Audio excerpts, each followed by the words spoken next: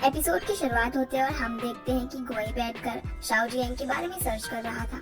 जिस साइट पर वो देख रहा था उसमें लिखा हुआ था कि शाओ जियांग अर्बन लड़कियों की दिल की धड़कन है, जिसे देखकर गोई एक जेलिसी से भरी स्माइल करता है। दूसरी तरफ से ऑरेंजेस खाते हुए वो मेरी फिक्र करता है या नहीं ये वाला गेम खेल रही होती है, जिसमें लास्ट में आता है कि वो नहीं करता। जियाओ सेंसेन को कॉल करती है और उससे आज जो कुछ भी हुआ उसके बारे में बताने लगती है। वहीं दूसरी तरफ गुआई ने भी अपने कजन गुशियाओ को कॉल किया होता है। गुशियाओ से बताता है कि सेंसेन और जियाओ और आधे घंटे में बात करते रहते हैं। तभी गुशियाओ नोटिस करता है कि गुआई कुछ अपसेट साउंड कर रहा है, इसलिए वो अकेले उसके कैफे के अंदर आने का इन्विटेशन देता है, क्योंकि अभी उसकी ओपनिंग भी नहीं हुई थी, ताकि वो अच्छे से बातें कर पाए। लेकिन अगले दिन तो कैफे का सीन ही अलग होता है। गुशियाओ की जगह वहाँ पर गुआई के सामने सेंसेन बैठी होती है और वो कोई भी मौका नहीं छोड़ रही थी गुआई के सामने शाओ जियांग की तारीफ करने का। वो कहती है कि फाइनली कोई आ गया है जो जियाओ को पसंद करता है, और वो बोलती है कि शाओ जियांग ही वो इंसान है जिसकी वजह से जियाओ ने चेलो बजाना शुरू किया था। तभी गुआई को भी याद आता है कि जब वो दोनों रात को छिपकर प्रैक्टिस हॉल में गए थे, तब जियाओ ने उसे बताया था कि उसका एक सीनियर था जिसने उसे मोटिवेट किया था चेलो प्ले करने के लिए और प्रॉमिस किया था कि वो दोनों साथ में एक दिन परफॉर्म करेंगे। ये सब जानकर गुआई थोड़ा अपसेट हो जाता है और ये कहकर जाने लगता है कि उसे हॉस्पिटल जाना है। तो सेंसेन उसे अच्छे से काम करने के लिए कहकर एक मिस्चीवियस स्माइल करती है। अब जब वो कार में बैठा ही होता है, तभी गुशियाओ आकर उसे कहता है कि उसे सेंसेन की बातों का बुरा नहीं मानना चाहिए, वो थोड़ा ज्यादा बोलती है। और जियाओ के लिए प्रोटेक्टिव डॉक्टर गोए उससे सवाल करता है तो क्या अब भी वो उससे प्यार करता है, जिस पर गुशियाओ थोड़ी देर तक तो कुछ नहीं बोलता, फिर कहता है बल्कि उसे खुद से सोचना चाहिए कि वो जियाओ को पसंद करता है या फिर नहीं, और अगर वो उसे सच में पसंद करता है तो उसे अब और देर नहीं करनी चाहिए। ये सोचते हुए गोए अपनी कार से कहीं जाने लगता है और सीन चेंज होता है, जहाँ पर हम जियाओ को देखते हैं जो कि अपनी चेलो प्रैक्टिस कर रही थी। तभी गोई को उसका मैसेज आता है कि क्या वो उसके घर आ सकती है क्योंकि उसे कुछ काम है, इसीलिए जियाओ उसके घर चली जाती है और पूछती है कि क्या हुआ। तब गोई जवाब देता है कि उसने जो लाइट्स ली थी वो काम नहीं कर रही। अब पहले तो जियाओ सोच में पड़ जाती है, लेकिन फिर वो अंदर जाकर देखने लगती है और खुद से कहती है कि उसने तो अच्छी क्वालिटी का लाइट्स लिया था। पर जब वो ध्यान देती है तो देखती है कि उसके अंदर बैटरी नहीं है, इसलिए वो स्पेयर बैटरी लगा देती है। मगर हम देखते हैं कि बैटरी तो गुआई के पास है और उसने जानबूझकर ही किया है। फिर वो उसे ये कहकर रोक लेता है कि उसे मूव करना होगा क्योंकि वो जो स्लीपर्स पहनकर आई थी उसमें जर्म्स हैं। ये सुनकर जियाओ थोड़ा इरिटेट तो हो जाती है, लेकिन मान जाती है और गोए अपनी स्टडी में जाकर वो गिफ्ट दिखाता है जो उसने जियाओ के लिए लिया था। जब वो उसे देने के लिए बाहर आता है तो वो वहाँ पर नहीं थी और उसे बाहर से आवाज आती है। बाहर जियाओ और शाओ जियांग खड़े थे जो खुशी से बातें कर रहे थे, और ये देखकर गोई को अच्छा नहीं लगता और उस गिफ्ट को देखकर वो एक सैड स्माइल देता है। शायद वो ये सोच रहा था कि अब उसे देर हो गई है। वहीं दूसरी तरफ शाओ जियांग मिसेस लिन से बात कर रहा था और वो उनसे कहता है कि वो मिस लिन का ट्रीटमेंट फॉरेन में करवाना चाहता है, जिस पर मिसेस लिन थोड़ा स्केप्टिकल होती है, लेकिन सोचने का कहती है। फिर शाओ जियांग जब जाने लगता है तो उसे छोड़ने के लिए जियाओ भी बाहर जाती है, जिससे गुआई भी देख लेता है और उसे अच्छा नहीं लगता। थोड़ी देर बाद जियाओ अपने रूम में चेनो सुन रही थी कि उसे डॉक्टर गुआई का कॉल आता है। वो उसे बात करना चाहते थे, लेकिन जियाओ तो सिर्फ शाओ जियांग की बात किए जा रही थी और तो वो बस ये कह रहे थे कि शाओ जियांग एक म्यूजिशियन है, इसलिए उसे पता है कि कैसे एक म्यूजिशियन को मोटिवेट किया जाता है। लेकिन गुआई को ये बात पसंद नहीं आती। वो बहाना करके फोन कट कर देता है और जियाओ को जो गिफ्ट वो देने वाला था उसे देखकर दुखी होने लगता है। वहीं दूसरी तरफ जियाओ को भी अच्छा नहीं लग रहा था कि गुआई ने अचानक से कॉल कट कर दिया। अगली सुबह जियाओ की मॉम उसे कुछ लेने के लिए भेजती है तो बाहर उसे गुआई मिल जाता है, लेकिन वो उसके हाई का जवाब नहीं देता और कॉल पर बिजी हो जाता है। पर लिफ्ट में पहुंचते ही वो फोन हटा देता है, जिसका मतलब ये था कि वो नाटक कर रहा था। जियाओ को उसका ये बिहेवियर काफी बुरा लगता है, जिससे वो अपसेट हो जाती है। अगले सीन में जियाओ चेलो प्रैक्टिस कर रही थी, तभी उसे सेंसेन का कॉल आता है जो उसे अगले सैटरडे होने वाली प्राइवेट पार्टी में बुलाती है, जो कि कैफे की ओपनिंग के लिए रखी जा रही है, और वो उसे डॉक्टर गुआई को भी बुलाने के लिए कहती है। लेकिन जियाओ कहती है कि उसकी बात डॉक्टर गुआई से ज्यादा नहीं हो रही, जिस पर सेंसेन उसे ट्राई करने के लिए कहती है। तब कुछ सोचकर वो गुआई को कॉल कर देती है और उसे कहती है कि सेंसेन ने उसे प्राइवेट पार्टी में बुलाया है, जिस पर गुआई कहता है कि वो बिजी है। लेकिन डॉक्टर दो पीछे से कह देते हैं कि वो सभी फ्री रहेंगे उस दिन। अब ये सुनकर जियाओ को थोड़ा अजीब लगता है और वो फोन कट कर देती है। वो सेंसेन को भी मैसेज कर देती है कि गुआई ने कहा है कि वो बिजी है। सीन चेंज होता है और हम देखते हैं जियाओ की पूरी फैमिली और शाओ जियांग साथ में बैठी होती है। वो उन्हें अब्रॉड मेडिकल फैसिलिटीज के बारे में बता रहा होता है। थोड़ी देर सुनने के बाद मिस्टर लिन उसे मना कर देते हैं, ये कहकर कि उनका ट्रीटमेंट यहाँ पर अच्छे से हो रहा है, इसलिए उन्हें कहीं जाने की जरूरत नहीं है। शाओ जैंग भी उस वक्त वहाँ पर रुकना ठीक नहीं समझता, इसीलिए वो वहाँ से बाहर आ जाता है। तो जियाओ से कहती है कि मिस्टर लिन ऐसे ही है, वो पहले हर चीज के लिए गुस्सा करते हैं। तो शाओ जैंग उसे टेंशन ना लेने के लिए कहता है और उसे अश्योर करता है कि सब कुछ ठीक हो जाएगा। वापस घर में आने पर वो देखती है कि उसके मॉम डैड लड़ रहे थे। वो उन्हें शांत होने के लिए कहती है, लेकिन इसी बीच मिस्टर लिन ये कह देते हैं कि अगर उनकी डेथ हो गई तो उन दोनों के पास कुछ भी नहीं बचेगा, जिससे वो दोनों उनके ऊपर एक साथ चिल्लाते हैं। और ऐसी बातें करने के लिए मिसेस लिन वहाँ से दूसरे कमरे में चली जाती है। फिर जियाओ अपने डैड को समझाती है कि उन्हें अब्रॉड चले जाना चाहिए, जिस पर उसके डैड कहते हैं कि उसे ये सब आसान लग रहा है, वहाँ पर सिर्फ ट्रीटमेंट का खर्चा ही $40,000 होगा और उसके ऊपर वहाँ पर रहना, खाना और पर्सनल एक्सपेंसेस अलग से खर्चा हो जाएगा। इन सब में उनकी लाइफ टाइम की पूरी सेविंग्स चली जाएंगी और अगर वो इस सबसे ठीक नहीं हुए और उनकी डेथ हो जाए, जिसके चांसेस तो है ही, तो उसका और उसकी मॉम के पास सरवाइव करने के लिए कुछ भी नहीं बचेगा। अब यहाँ ये काफी इमोशनल बातें हो जाती हैं, जिसकी वजह से जियाओ की आंखों में आंसू आ जाते हैं और उसके डैड भी लगभग रोने ही वाले थे।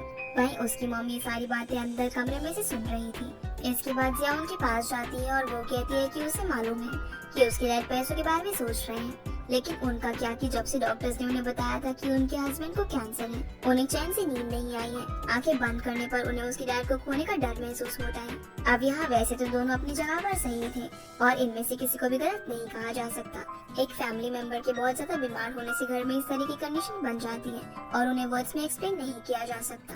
मिस्टर लिन अब रात भर कुछ सोचते हैं और उन्हें नींद नहीं आती। अगली सुबह हम शाओ जैंग को देखते हैं जो डॉक्टर गाओशी से मिलने गया था। वो उनसे मिस्टर लिन की सर्जरी रिपोर्ट्स मांगता है, जो उसे गुआई से पूछने को कहती है। तभी वहाँ पर वो आ जाता है। अब शाओ जैंग जब ये बात गुआई से कहता है तो वो उससे पूछता है कि क्या वो उनका फैमिली मेंबर है, क्योंकि रिपोर्ट सिर्फ फैमिली मेंबर्स को ही दी जा सकती है। जिस पर शाओ जैंग कहता है कि नहीं, लेकिन बहुत जल्दी हो जाऊंगा। जो सुनकर गुआई उसका मुंह देखने लगता है। अगली सुबह जियाओ सबके लिए ब्रेकफास्ट बनाती है और उसके पेरेंट्स अलग अलग डिनर टेबल पर बैठे होते हैं बिना एक दूसरे को देखे। जियाओ सबका मूड ठीक करने की कोशिश करती है और फिर कहती है कि उसे अपने कॉलेज जाना है और वो दोनों एक दूसरे से अच्छे से बिहेव करेंगे। फिर वो तैयार होने लगती है और वापस आकर कहती है कि उन्हें ब्रेकफास्ट फिनिश करना है और चली जाती है। मिस्टर लिन मिसेस लिन के पास बैठकर खाना खिलाने की कोशिश करते हैं, लेकिन वो रोने लगती है और वो उन्हें चुप कराने लगते हैं। फिर वो दोनों ऐसे ही एक दूसरे से बातें करने लगते हैं और ब्रेकफास्ट खिलाने लगते हैं।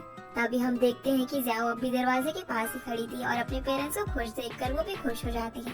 अगली सीन में वो शाओ जैंग से मिलती है, जो उसे और भी इंफॉर्मेशन देता है उसकी डैड के ट्रीटमेंट के बारे में और मोटिवेट भी करता है। आगे हम देखते हैं कि वो अपने घर के पास होती है, जहाँ शाओ जैंग उसे कहता है कि वो सारी अरेंजमेंट्स करा देगा और उसे बस अपने डैड को संभालना है। वो उसके सर पर हाथ रखकर उसे समझा रहा होता है, जो गुआई भी देख लेता है। इसीलिए वो घर के बजाय गुशाओ के पास चले जाता है। गुशाओ उसे कंसोल करने की कोशिश करता है, जो उसे बिल्कुल भी नहीं आता।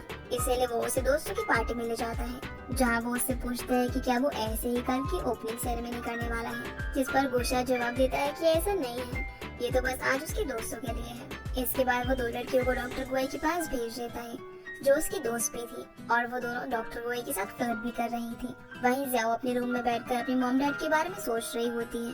फिर वो उठकर कहीं पर जाती है और हम देखते हैं कि वो गुआई के घर के सामने की डोर पर ड्रिंक कर रही थी, लेकिन कोई भी दरवाजा नहीं खोलता क्योंकि वो तो घर पर था ही नहीं। इसके बाद वो उसे कॉल करती है, जो गुशाओ देखता है और उस कॉल को कट करके मैसेज कर देता है कि वो बिजी है। ये देखकर जियाओ अपसेट होकर अपने घर में चली जाती है और कैफे में सेंसन गुआई की पिक्चर दो लड़कियों के साथ क्लिक कर लेती है और गुशाओ को वार्न करते हैं कि कल सुबह तक उसकी स्टूपिड पार्टी का कोई भी ट्रेस नहीं दिखना चाहिए। इतना बोलकर चली जाती है।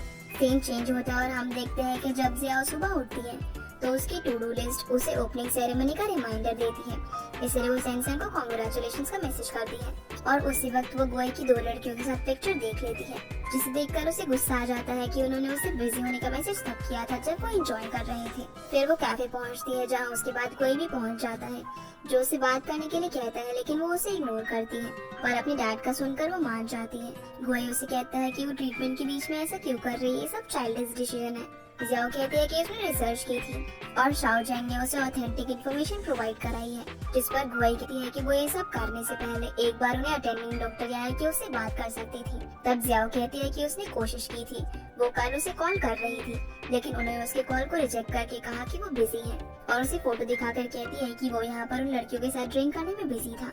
गुआई के पास भी इस चीज का कोई जवाब नहीं था क्योंकि उसने वो मैसेज नहीं किया था। लेकिन गुशाओ आकर जियाओ से कहता है कि डॉक्टर के ट्रीट करने में क्या प्रॉब्लम है और वो कुछ भी करे, वो कौन होती है उसे टोकने वाली।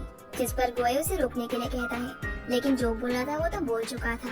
तब जियाओ उसकी तरफ देखती है और कहती है कि सही बात है, वो कौन होती है गुआई की लाइफ में, और इतना कहकर चली जाती है। अब जियाओ और गुआई दोनों ही पार्टी छोड़कर चले गए थे और गुशाओ सेंसन को ब्लेम करता है कि उसने पिक्चर भेजी, जबकि असली गलती उसकी थी। उसने ही डॉक्टर के फोन से मैसेज किया था कि वो बिजी है, बिना ही सोचे कि कुछ इम्पोर्टेंट भी हो सकता है। अगले सीन में हम देखते हैं कि गुआई किसी डॉक्टर से मिस्टर लिन के कैंसर के बारे में बात कर रहा था। अगले सीन में हम देखते हैं कि फाइनली सेंसन और गुशाओ के कैफे से सभी लोग चले गए थे और वो दोनों साथ में थे, जहाँ ड्रंक होने के कारण वो दोनों एक दूसरे को किस करते हैं और गुशाओ उसे अपनी फीलिंग्स बताता है। अगली सुबह जियाओ को डॉक्टर दो का कॉल आता है, जो कि गुआई ने करवाया था, ये कहने के लिए कि पेपर सारी रेडी है उसकी डैड के ट्रांसफर के लिए।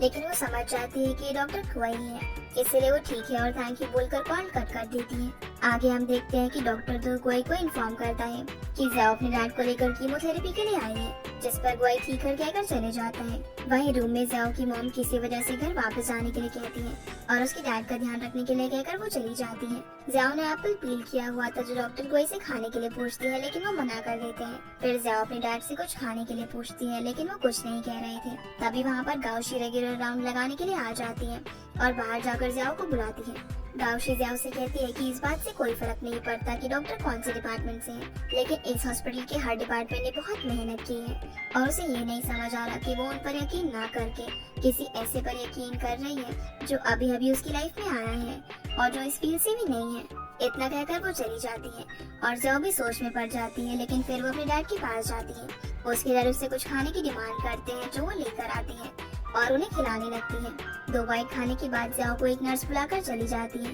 और मिस्टर लिन को वॉमिटिंग फील होती है, इसीलिए वो बाथरूम में चले जाते हैं। उसी समय जियाओ वापस आ जाती है, जो अपने डैड को वॉमिटिंग करते हुए सुन लेती है और उसे बहुत ही बुरा लगता है, जिससे वो रोने लगती है। लेकिन वो अपने डैड के आते ही शांत हो जाती है और उनकी सोने में मदद करती है। अगले सीन में हम गुआई को देखते हैं, जो कि एक ऑपरेशन करके वापस आया था और फाइनली वो जियाओ को देखने जाता है, जो कि अपने डैड के बेड पर सर रखकर सोई हुई थी। गुआई को ये ठीक नहीं लगता, इसलिए वो उसे कई बार आवाज देकर उठाता है, लेकिन वो तब भी नहीं उठती तो वो उसे उठाने की कोशिश करता है, लेकिन जियाओ नहीं उठ रही थी। ये देखकर कोई पैनिक करने लगता है और इसी के साथ ये एपिसोड यहीं पर खत्म हो जाता है। तो गाइस, ये थी आज की वीडियो एंड आई होप आप लोगों को ये वीडियो पसंद आई होगी। तो इस वीडियो को लाइक कर चैनल को सब्सक्राइब जरूर कीजिएगा। आपसे फिर मिलते हैं अगले एपिसोड में, तब तक के लिए गुड बाय।